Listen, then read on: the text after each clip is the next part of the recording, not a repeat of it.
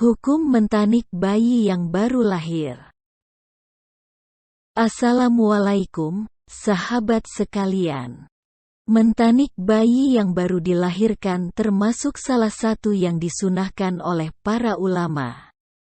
Hal ini dilakukan untuk mendapatkan keberkahan dari doa orang soleh tersebut. Tahnik dilakukan dengan cara mengunyah kurma kemudian dilembutkan dan diberikan kepada bayi. Apa itu tahnik?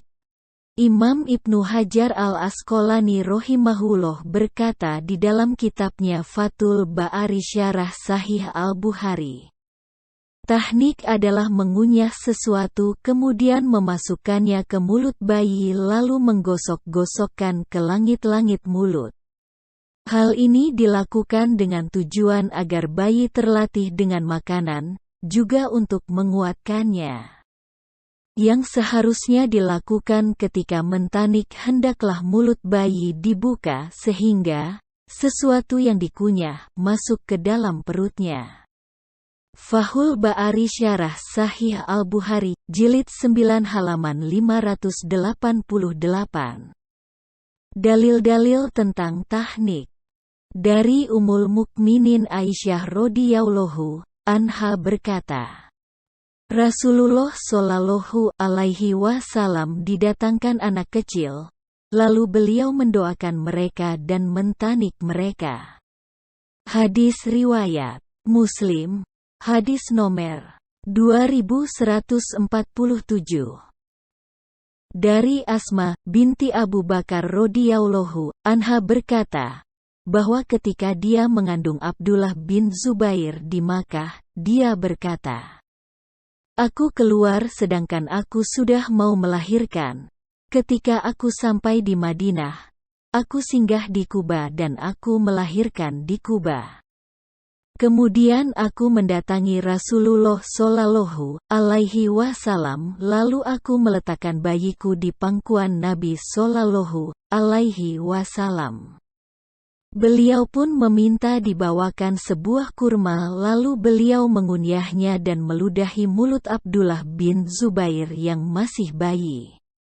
Sehingga air liur Rasulullah shallallahu alaihi wasallam merupakan benda pertama yang masuk perutnya.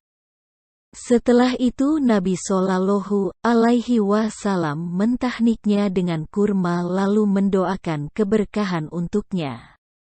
Dialah orang pertama yang dilahirkan dari orang tua yang muslim dalam sejarah Islam. Hadis riwayat Muslim, hadis nomor 2146. Dari Abu Musa radhiyallahu anhu berkata, Suatu ketika aku memiliki seorang anak yang baru lahir, kemudian aku mendatangi Nabi sallallahu alaihi wasallam. Lalu beliau memberi nama kepadanya dan beliau mentahniknya dengan sebutir kurma. Hadis riwayat Muslim, hadis nomor 2145. Pendapat ulama tentang hukum mentanik bayi yang baru lahir. Imam Asy-Syaukani rahimahullah menukil perkataan Imam An-Nawawi rahimahullah di dalam kitabnya Nailul Autor. Imam An-Nawawi berkata, para ulama sepakat bahwa sunahnya tahnik pada anak ketika baru lahir dengan kurma. Apabila tidak ada kurma, maka boleh dengan yang manis. Nailul Autor, Jilid 5 halaman 163. Bagaimana jika kurma tidak ada? Bolehkah mentanik dengan selain kurma?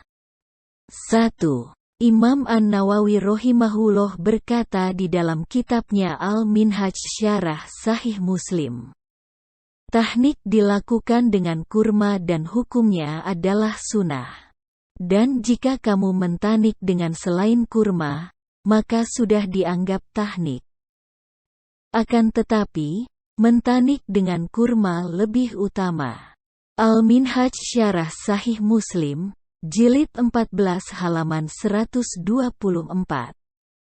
2. Imam Ibnu Hajar al-Asqalani rahimahullah berkata di dalam kitabnya Fathul Bari Syarah Sahih Al-Bukhari, yang paling utama adalah kurma kering.